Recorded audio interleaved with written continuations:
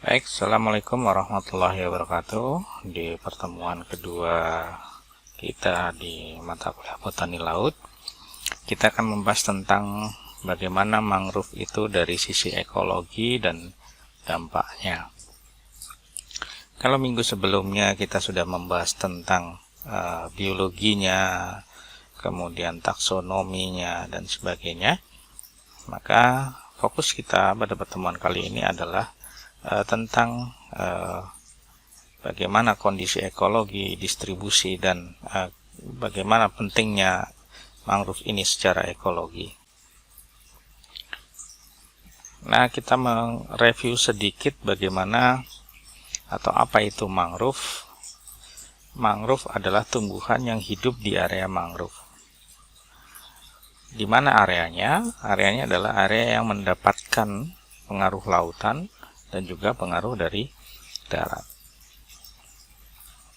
Pengaruh dari lautan ini terutama adalah pengaruh faktor salinitas air laut. Jadi ada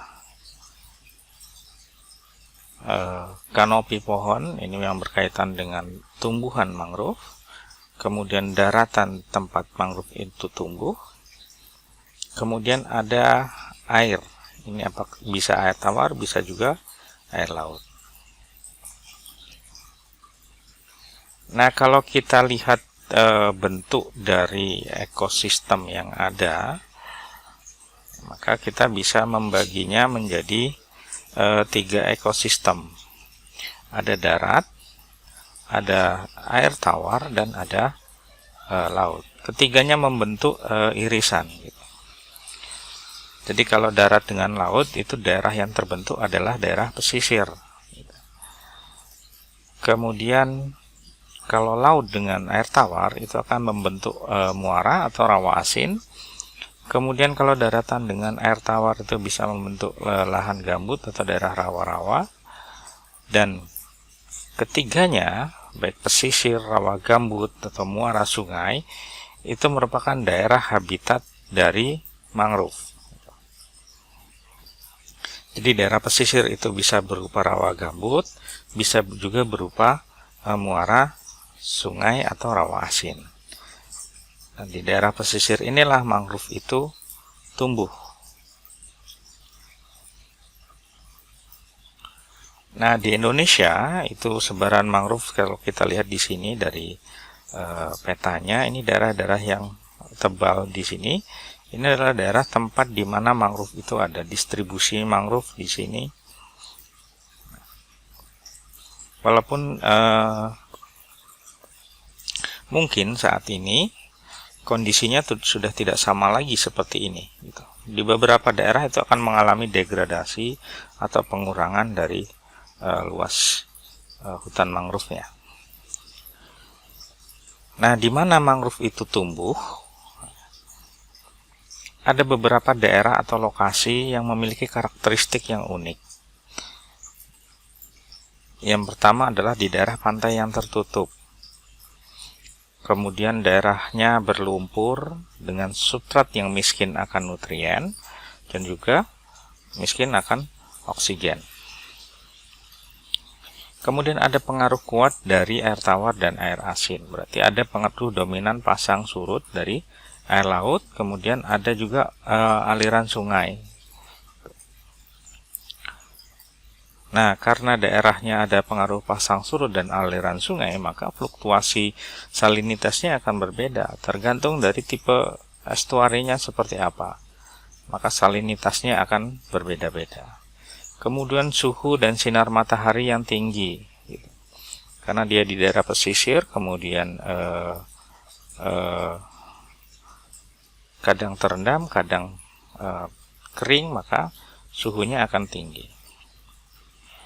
Kemudian walaupun dia oksigennya rendah, tapi perairannya itu memiliki kesuburan. Kesuburan dalam hal ini adalah produktivitas primernya.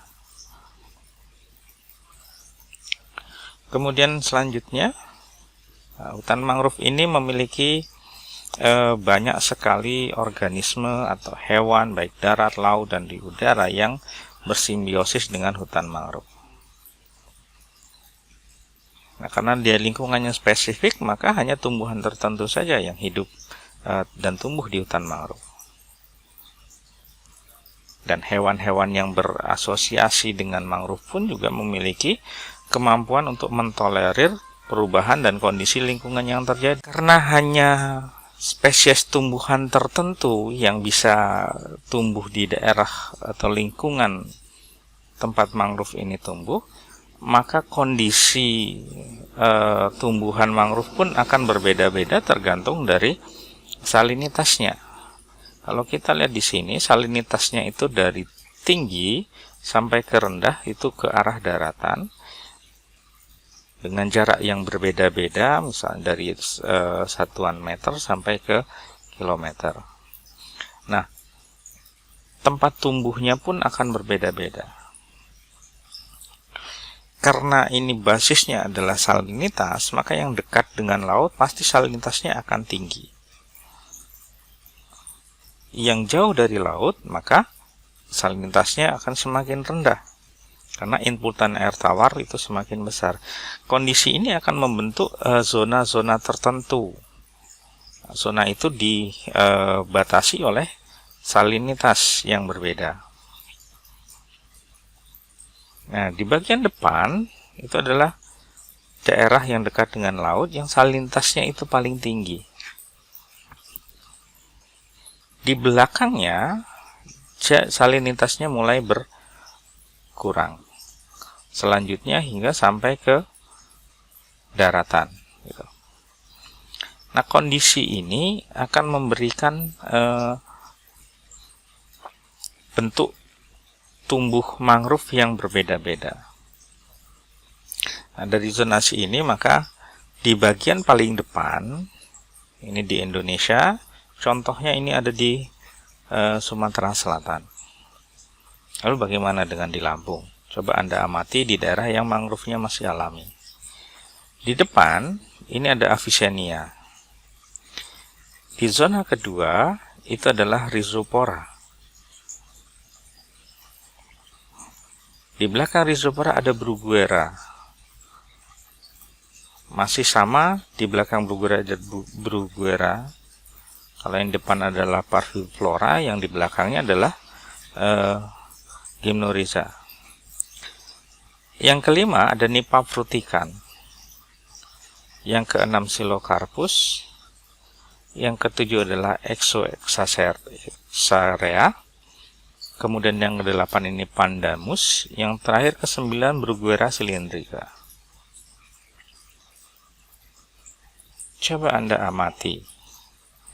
Berdasarkan zonasi ini, mengapa Avicennia ada di depan, kemudian Bruguera cylindrica ada di bagian paling belakang? Apa yang menyebabkan ini?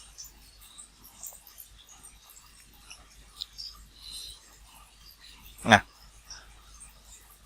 bagaimana zonasi tersebut berdasarkan salinitas? Gitu.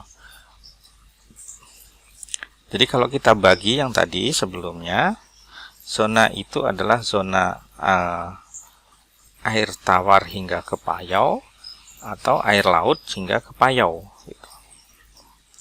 Sehingga pembagiannya menjadi dua bagian. Zona air payau hingga air laut ini adalah salinitas antara 10 hingga 30. Kondisinya dia bisa terendam sekali atau 2 kali sehari. Dalam kisaran 20 hari dalam 1 bulan. Kalau kondisinya seperti ini, maka yang dominan adalah Rhizopora mucronata. Kalau terendamnya dia 10 sampai 19 kali per bulan, ini ada Avicennia alba, Marina, Soneratia, kemudian Rhizopora. Kalau dia terendam kurang dari 9 kali dalam 1 bulan, ini didominasi oleh Rhizopora dan Bruguera. Nah, jika hanya dia beberapa hari saja terendam, maka yang dominan adalah Bruguera dan Rhizopora. Dari daerah tawar hingga ke payau pada salinitas 0 sampai 10 ppt. Ini yang tumbuh di sini ada Nipah yang masih di bawah pengaruh pasang surut. Kemudian yang masih terendam secara musiman ini ada hibiscus. Hibiscus yang mendominasi di daerah tersebut.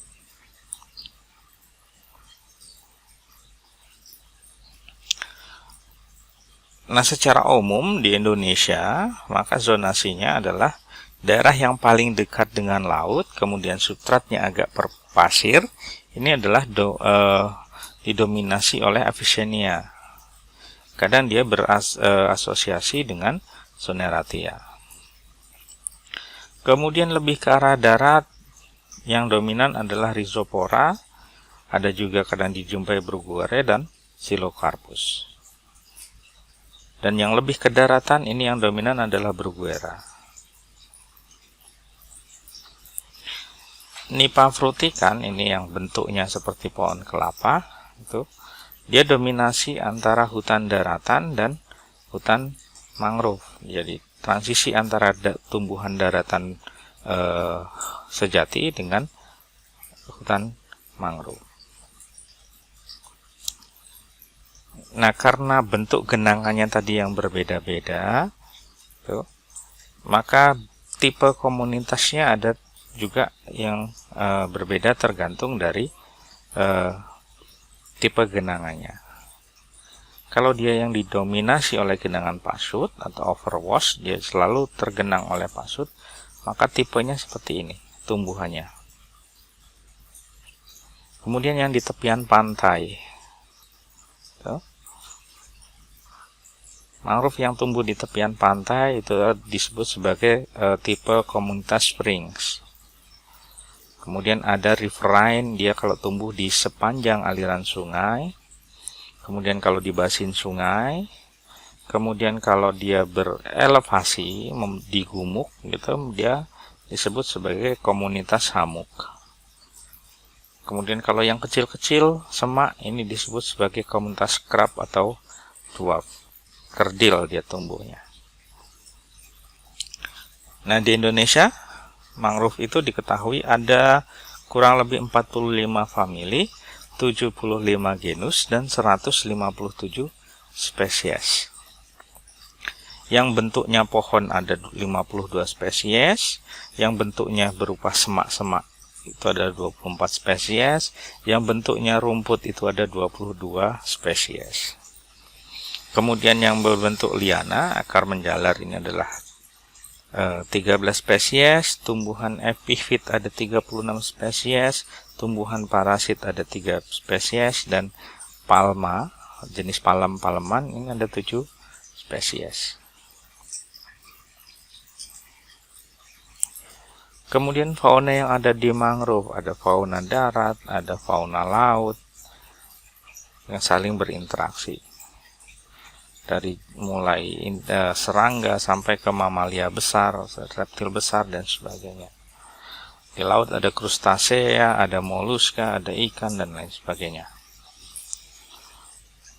Nah, berdasarkan ekologi, apa sih pentingnya mangrove ini? Yang pertama adalah mangrove ini menjaga keanekaragaman hayati. Karena mangrove ini tempat hidup berbagai macam biota. Di puncaknya ini sebagai tempat organisme darat atau hewan darat, sumber makanan, burung, monyet, dan sebagainya. Kemudian juga dia merupakan tempat hidup bagi organisme yang ada di air. Mulai dia di dalam lumpur, menempel di akar, sampai naik ke batang. Nah, karena dia tempatnya untuk organisme yang bermacam-macam, maka secara ekologi dia menjaga keanekaragaman hayati.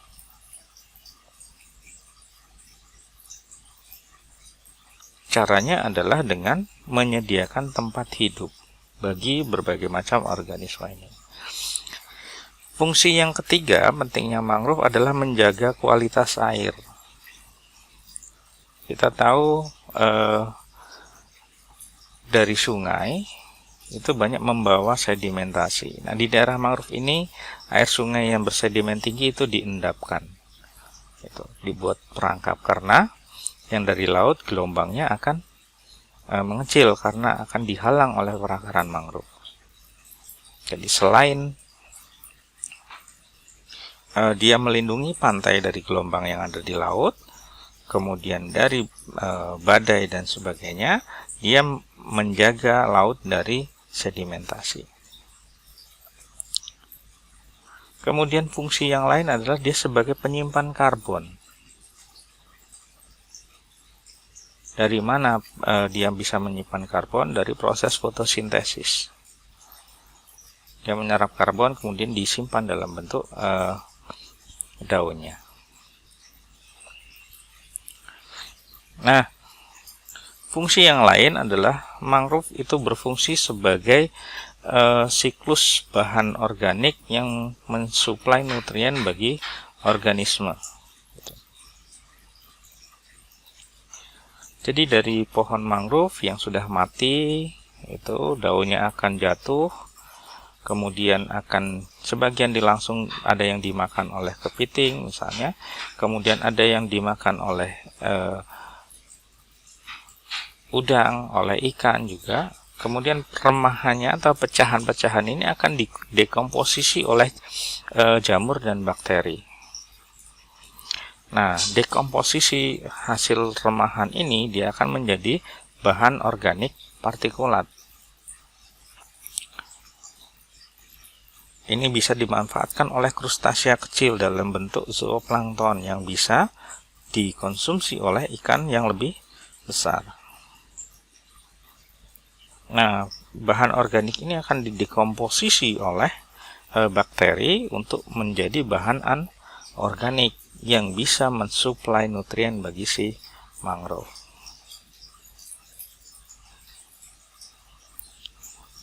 Lalu bagaimana pengaruh manusia di sini hubungannya?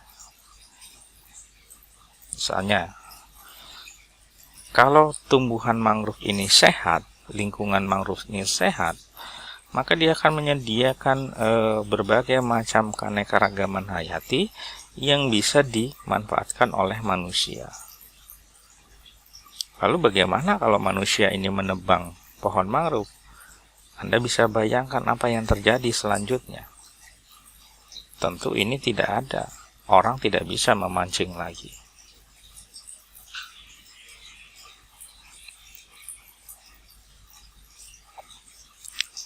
Nah, selain fungsi mangrove sebagai tempat hidup, mangrove juga berfungsi sebagai tempat pengasuhan untuk anak-anak ikan.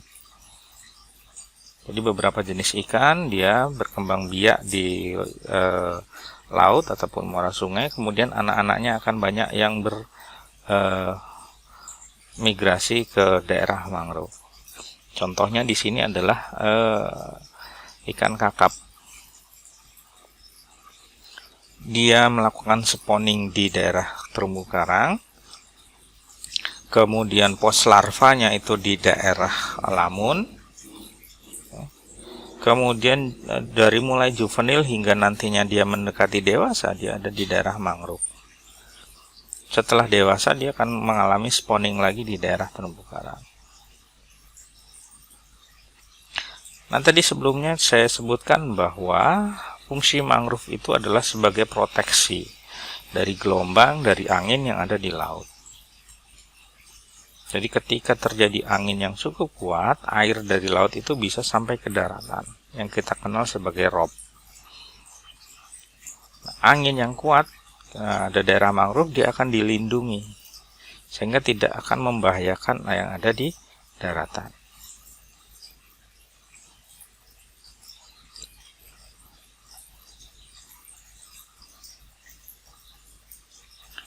Nah, bagaimana kalau tidak ada mangrove di sini? Apa yang akan terjadi? Maka angin akan langsung mengenai misalnya daerah pemukiman, mengenai daratan. Air juga akan terlimpas ke daratan. Jadi daerah yang di pantai itu akan rawan sekali menghadapi bencana. Ini tadi sebagai habitat. yang di atas itu bisa ada kawan Anda mungkin di situ lagi nongkrong, kemudian di airnya, kemudian di daratannya atau di lumpurnya. Nah, sebagian besar kerusakan mangrove itu terjadi karena faktor buatan atau faktor manusia. Salah satunya adalah penggunaan mangrove untuk areal tambak. Tambak banyak dibuka dengan menebang pohon mangrove. Selain tambak untuk wisata dan sebagainya.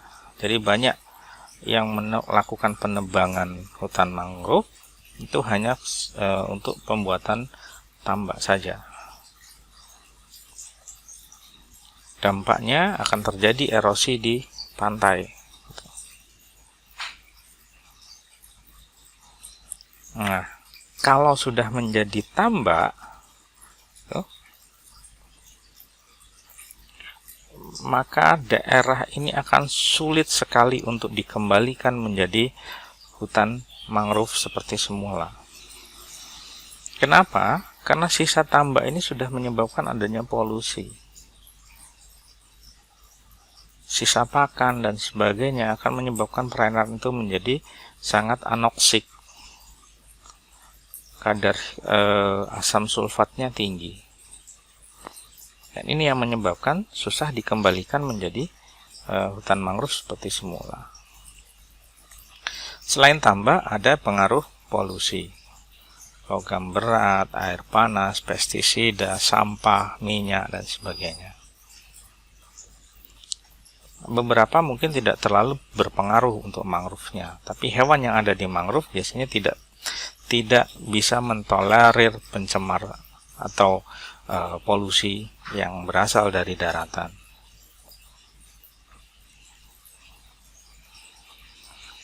Yang paling berbahaya buat mangrove ini adalah tumpahan minyak. Selain membunuh hewan yang ada di hutan mangrove, dia juga membunuh mangrove dengan menutup akar mangrove yang berfungsi untuk mengambil oksigen. Maka akar-akar ini akan tertutup oleh minyak sehingga tidak bisa mengambil oksigen. Akibatnya mangrove akan mengalami kematian.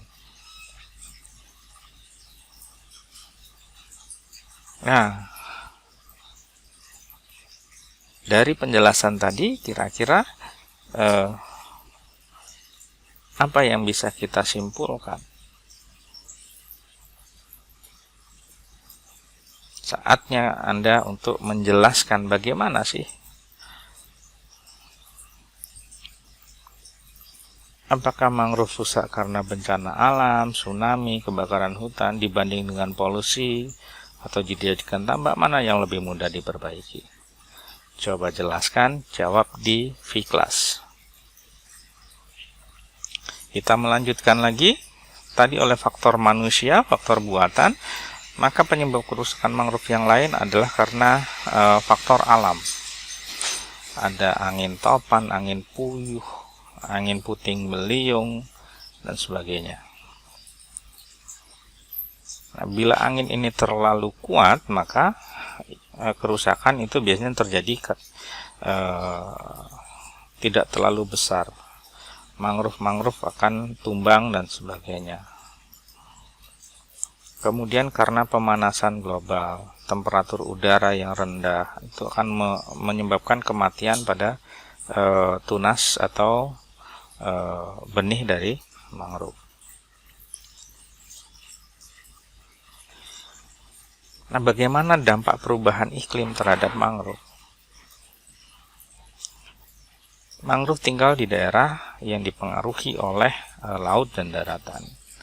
Lalu apa dampak perubahan iklim terhadap laut dan daratan? Ada perubahan suhu, ada perubahan muka air laut, kemudian badai dan sebagainya. Maka dampaknya adalah ketika ada kenaikan muka laut dan penurunan daratan, maka laju sedimentasinya akan bertambah.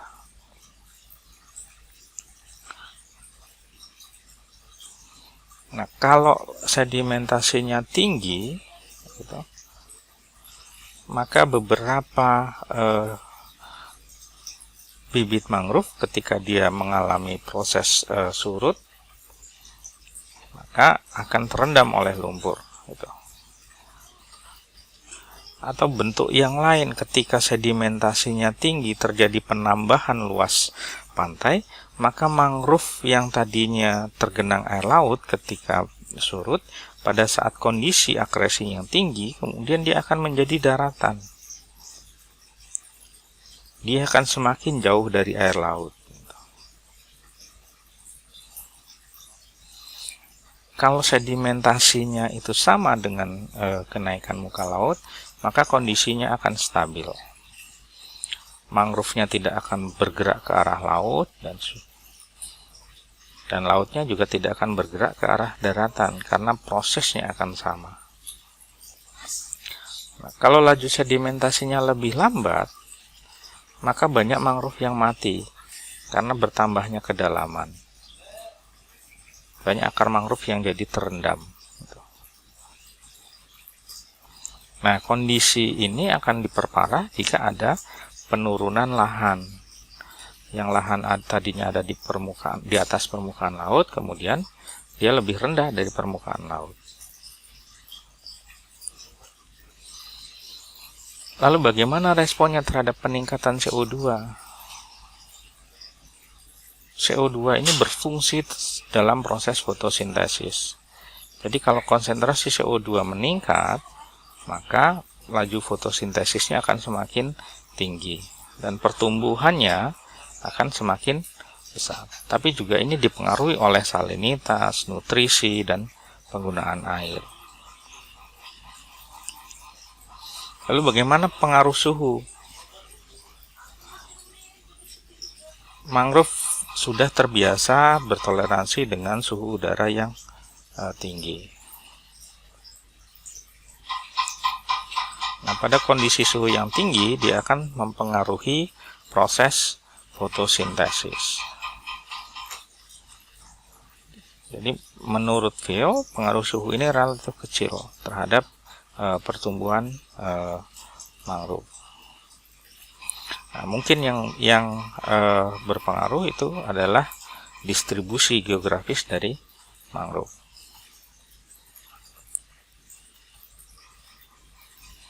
Bagaimana di Indonesia pengaruh dampak perubahan iklim terhadap mangrove-nya? Jadi diperkirakan tahun 2100 air laut itu akan naik 1,1 meter. Nah, pada kondisi ini beberapa pulau dan pantai itu akan hilang.